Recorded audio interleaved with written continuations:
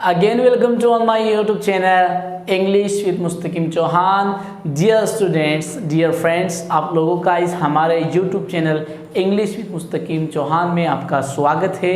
Dear students, आज के lecture में अपन नाउन के नंबर पार्ट 3 को डिस्कस करने वाले हैं। उसको डिस्कस करने से पहले कुछ बातें मैं आप लोगों से डिस्कस करना चाहूँगा।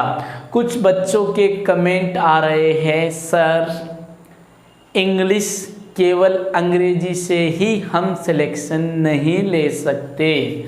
डियर स्टूडेंट्स, मैं आपकी भावनाओं की कदर करता हूँ और मुझे अच्छी तरीके से मालूम है कि केवल अंग्रेजी ही आपको सिलेक्शन नहीं दिला सकती। इस बात को मैं स्वीकार करता हूँ।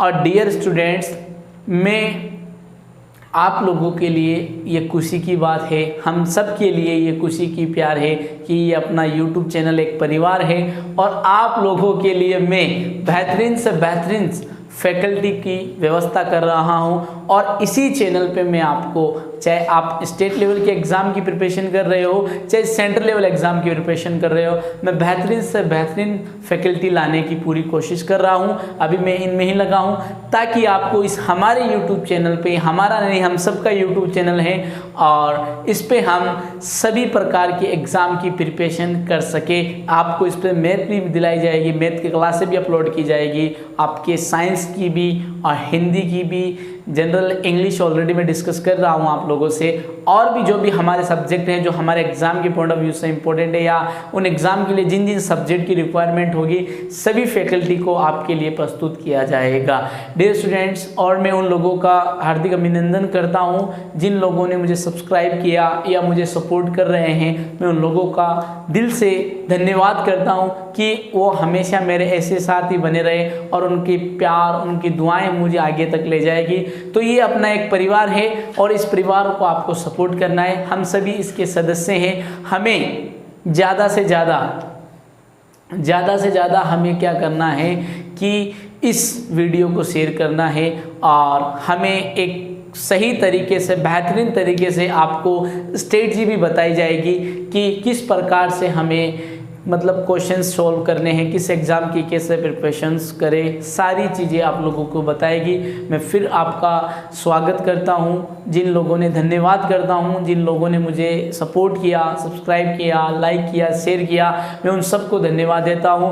और मुहिम कंपटीशन के क्लासेस के तत्वाधान में आपकी ये क्लासें लगाई जा रही है, तो प्लीज़ आप सपोर्ट करें, शेयर करें, लाइक करें, क्योंकि ये मुहिम कंपटीशन जो क्लासेस बनाई जा रही है स्पेशल आपके लिए बनाई जा रही है। और मुहिम कंपटीशन क्लासेस जो भी इनके पास अवेलेबल है, हमारे पास मुहिम कंपटीशन क्लासेस के पास आपको सारी सुविधाएं प्रोवाइड करने के लिए तैयार है।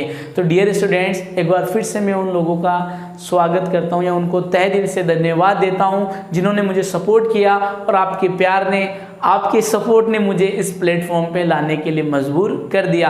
आपका प्यार मुझे इस स्टेज पे, इस प्लेटफॉर्म पे लेके आ गया। मैं आपसे यही गुजारिश करना चाहूँगा कि आप अपना प्यार ऐसे ही बनाए रखें, क्योंकि आपका प्यार, आपका सपोर्ट इस चैनल को आगे ले जा सकता है और इस चैनल से आपको बेहतरीन से बेहतरीन, आने वाले समय में आपको बेहतरीन से बेहतरीन फैकल्टी का सामना होगा।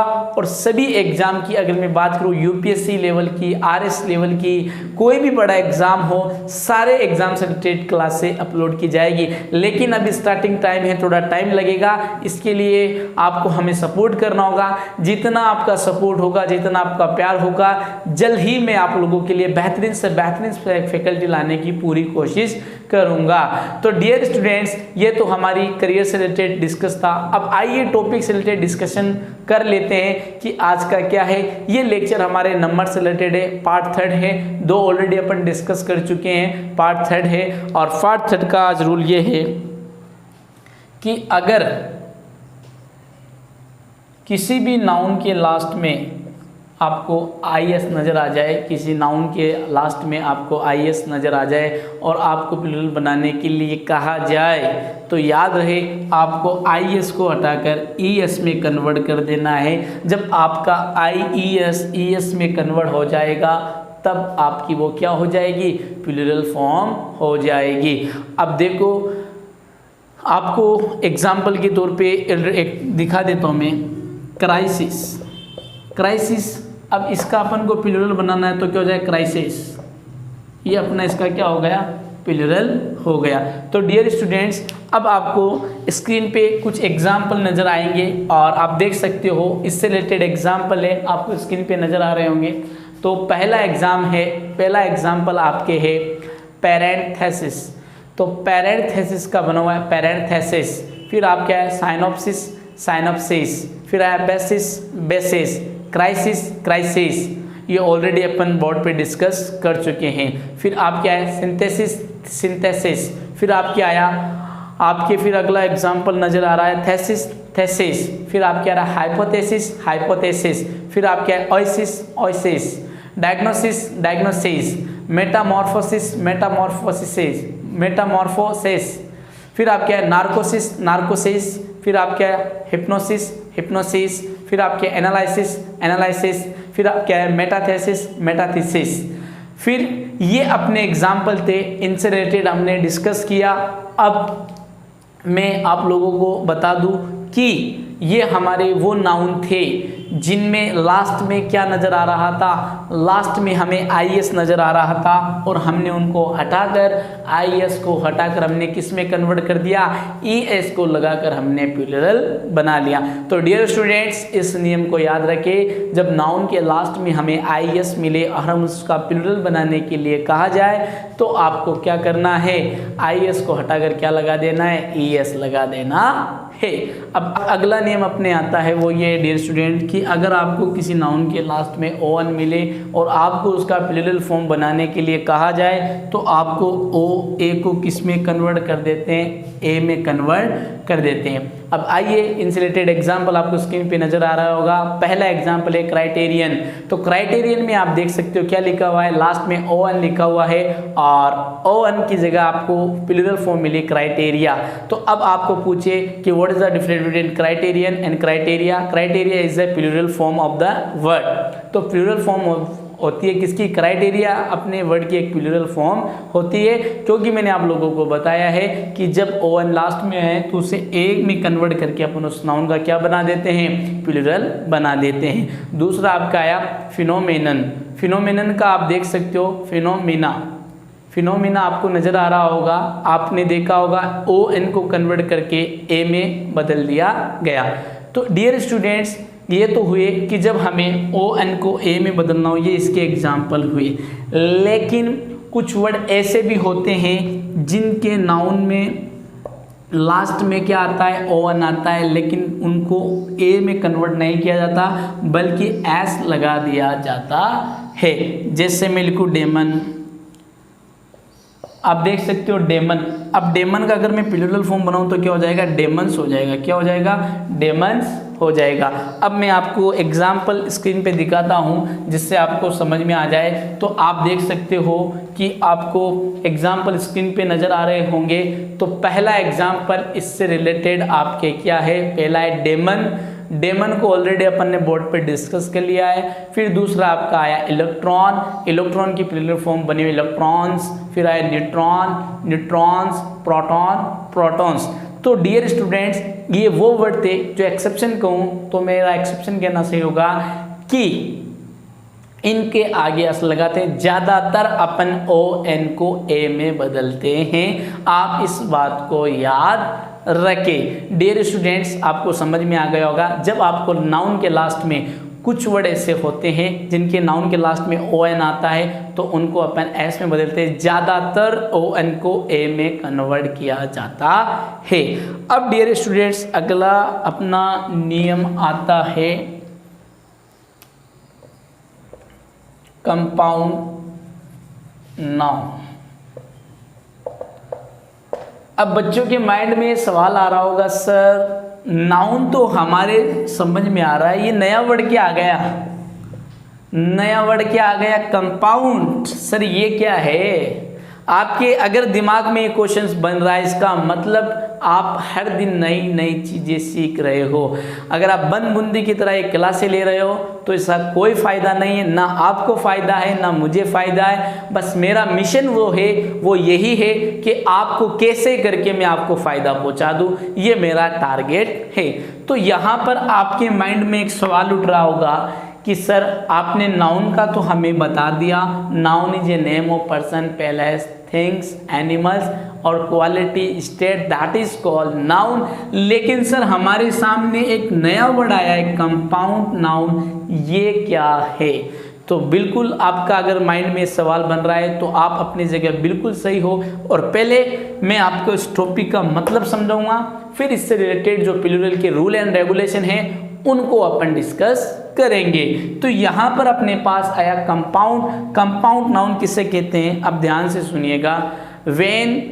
when more than two words make a particular word for particular meaning that is called compound noun। अगर हिंदी में मैं कहूँ तो मेरा कहना होगा जब दो शब्द या दो से अधिक शब्द मिलकर एक नए वर्ड का निर्माण करते हैं तो उसे अपन क्या कहते हैं? कंपाउंड नाउन कहते हैं। इस बात को आप याद रखें। यानी जब दो या दो से अधिक वर्ड एक पर्टिकुलर वर्ड का निर्माण करते हैं उसका एक पर्टिकुलर मीनिंग होता है, that is called compound noun. अब फॉर एग्जांपल अगर मैं लिखूं ब्रदर इन लॉ,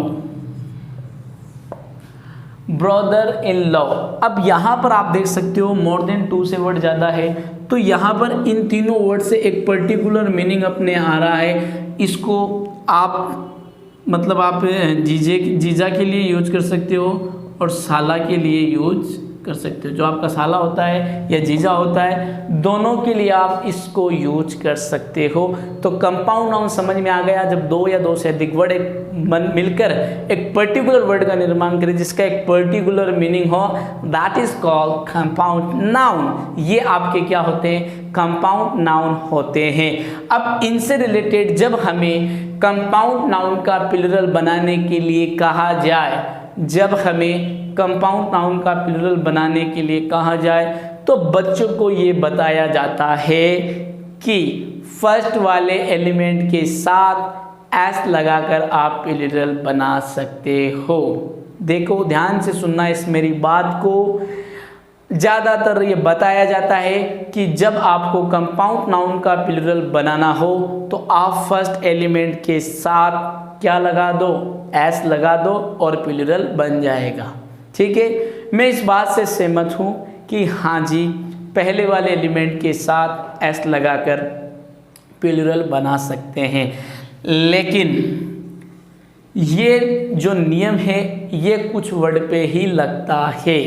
याद रहे कंपाउंड नाउन का जब भी आपको प्लूरल कहे तो हमेशा याद रखना मेन वर्ड के साथ ही एस लगाते हैं। अगर आपने ये सीखा है कि फर्स्ट एलिमेंट के साथ एस लगाकर उसका प्लूरल बना दो तो ये थीम अपने दिमाग से निकाल देना, क्योंकि ये थीम आपकी फेल हो जाएगी। जब अभी हम स्क्रीन पे एग्जांपल दूंगा मैं आपके सामने तो आपके होश उड़ जाएंगे कि हाँ सर आप बिल्कुल सही कह रहे थे कि फर्स्ट वाला एलिमेंट के साथ एस लगाकर प्लूरल बनाना गलत है।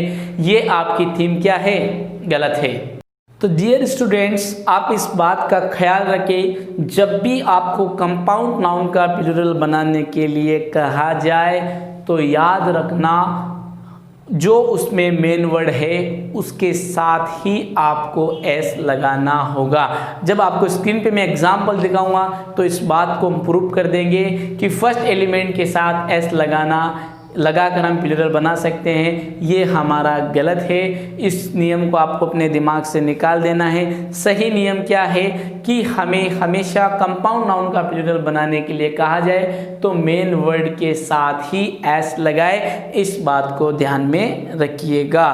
तो अब मैं आप लोगों को स्क्रीन पर एग्जाम्पल दिखाना चाहूँगा और आप देख सकते हो कि आपको पता चल जाएगा रियल में क्या है। पहले एक छोटा सा एग्जांपल दे दूं। मैंने आपके सामने लिखा ब्रदर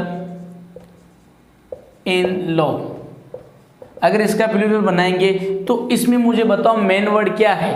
इसमें मेन वर्ड क्या है डियर स्टूडेंट, इसमें मेन वर्ड अपना ब्रोदर है, इसमें मेन वर्ड क्या है ब्रोदर। यही कारण है कि अपन जब इनका प्लूरल बनाएंगे तो क्या बनाएंगे ब्रोदर्स इन लॉ, ये इसका प्लूरल होगा। अब यहाँ पर बच्चों को रटाया जाता है कि पहले वाले एलिमेंट के साथ एस लगाकर कंपाउंड नाउन का प्लूरल बनाते हैं, ये बिल्कुल गलत है, इस बात को दिमाग से निकाल देना। यहाँ पर ये फर्स्ट एलिमेंट के बेस पर इस पे एस नहीं लगा है, बल्कि यहाँ जो थीम यूज की गई है इसको एस लगाने की वो ये है डियर स्टूडेंट्स कि इस पूरे कंपाउंड नाउन में मेन वर्ड ब्रदर है, इसलिए हमने इसके साथ क्या लगाया एस लगाया। अभी आपके सामने मैं कुछ एग्जाम्पल ऐसे प्रेजेंट करूंगा जिससे आपके दिमाग की बत्तियां खुल जाएगी कि सही में वो पहला जो नियम बताया है कि फर्स्ट एलिमेंट के साथ एस लगा दो तो उस कंपाउंड नाउन का प्लूरल बन जाता है, ये बात गलत हो जाएगी। अब देखो डियर स्टूडेंट, अब आपको स्क्रीन पे कुछ एग्जाम्पल नज़र आ रहे होंगे कंपाउंड नाउन से रिलेटेड, आप देख पा रहे होंगे, एक बार डिस्कस कर लेते हैं उनको। तो देखो पहला पॉइंट है brother in law. Brother in law already upon board पर डिस्कस कर चुके हैं, फिर भी आपको बता देता हूँ जानकारी के लिए। आप यहाँ पर देख सकते हो इसकी प्लूरल फॉर्म क्या है ब्रदर्स इन लॉ, क्या है ब्रदर्स इन लॉ। फिर दूसरा अपने पास आ रहा है सिस्टर इन लॉ। अब देखो सिस्टर इन लॉ में मेन वर्ड क्या है, सिस्टर इन लॉ में मेन वर्ड अपना सिस्टर है, इसलिए हमने क्या लगा दिया सिस्टर्स इन लॉ। तीसरा रूल अपने सामने आ रहा है, आप देख सकते हो एग्जाम्पल में कंपाउंड नाउन का वो आपका दिया हुआ है मैड सर्वेंट। अब यहाँ पर इस कंपाउंड नाउन में हमारा वो नियम फेल हो रहा है। कौन सा नियम डियर स्टूडेंट्स, वो नियम कि फर्स्ट एलिमेंट के साथ एस लगा दो और उसका प्लूरल बना दो, लेकिन इसका सही प्लूरल क्या होगा मैड सर्वेंट्स। तो डियर स्टूडेंट्स खुली आपकी दिमाग की बत्ती, जो आप पहले जान रहे थे कि भाई फर्स्ट एलिमेंट के साथ एस लगा दो और प्लूरल बना दो, नहीं स्टूडेंट्स बिल्कुल ऐसा नहीं है। जब भी आपको कंपाउंड नाउन के बारे में बात हो तो आप इस बात का ख्याल रखें, हमेशा मेन वर्ड के साथ ही एस लगाते हैं। मैड सर्वेंट में यहाँ पर आप देख सकते हो क्या इसकी प्लूरल फॉर्म है मैड सर्वेंट्स, जो आपको स्क्रीन पे भी नज़र आ रही है। तो डियर स्टूडेंट्स आपको ये रूल समझ में आ गया होगा। अब फटाक से डिस्कस कर लेते हैं। कॉट मार्शियल, तो कॉट्स मार्शियल हो गया, looker on lookers on, governor general, chief ministers. अब यहाँ पर भी आप देख सकते हो चीफ मिनिस्टर के आगे चीफ मिनिस्टर्स बना हुआ है। फिर अपने आया स्टेप ब्रदर्स, क्योंकि यहाँ ब्रदर मेन वर्ड है। फिर उसके बाद अपना आया स्टेप सिस्टर, तो यहाँ पर क्या होगा स्टेप सिस्टर्स। क्यों होगा, क्योंकि इसमें मेन वर्ड क्या है अपना सिस्टर है। तो डियर स्टूडेंट्स उम्मीद करता हूँ और भी कुछ एग्जाम्पल है, देख सकते हो आपको नज़र आ रहा है इसके लिए फुटमैन, तो आप देख सकते हो फुटमेन, ठीक है ना। फिर उसके बाद आपके नज़र आ रहे होंगे पासर वाई, तो यहाँ पर पासर्स वाई क्यों, क्योंकि पासर इस कंपाउंड नाउन का मेन वर्ड है। फिर उसके बाद मेजर जनरल्स यहाँ पर मेन वर्ड है, इसलिए हमने जनरल्स के आगे क्या लगाया एस लगाया। फिर अपने आया नाइट्स एरंट, इंजीनियर्स इन चीफ। तो डियर स्टूडेंट्स ये हमारे एग्जाम्पल थे कंपाउंड नाउन के। उम्मीद करता हूँ कि आपको अच्छी तरीके से समझ में आ गया होगा। जब भी आपको कोई कंपाउंड नाउन की प्लूरल फॉर्म बनाने के लिए कहा जाए तो याद रखें हमेशा मेन वर्ड के साथ ही एस या ईएस लगा देते हैं, वो आवश्यकता के अनुसार। तो डियर स्टूडेंट्स उम्मीद करता हूँ कि कंपाउंड नाउन से रिलेटेड आपको प्लूरल बनाना सीख गए होंगे। अगर आपको अच्छा लगा वीडियो तो प्लीज़ लाइक करें, शेयर करें, कमेंट करें। अब आइए आज के लास्ट सेशन और लास्ट रूल की तरफ चलते हैं। वो क्या है वो आप डिस्कस कर लेंगे, अभी अपन डिस्कस करेंगे। तो देखो याद रखें डियर स्टूडेंट्स, अब अपने लास्ट वाला नियम बचा है, वो आज के इस सेशन का लास्ट का सेशन, आज के सेशन का लास्ट रूल है अपना मैन और वुमेन। डियर स्टूडेंट्स याद रखें जब भी ये किसी वर्ड के आगे आकर यूज होकर उसके जेंडर के बारे में इन्फॉर्म करे, तब हमें दोनों के साथ एस लगाकर या दोनों को ही प्लूरल फॉर्म में बदलना होगा।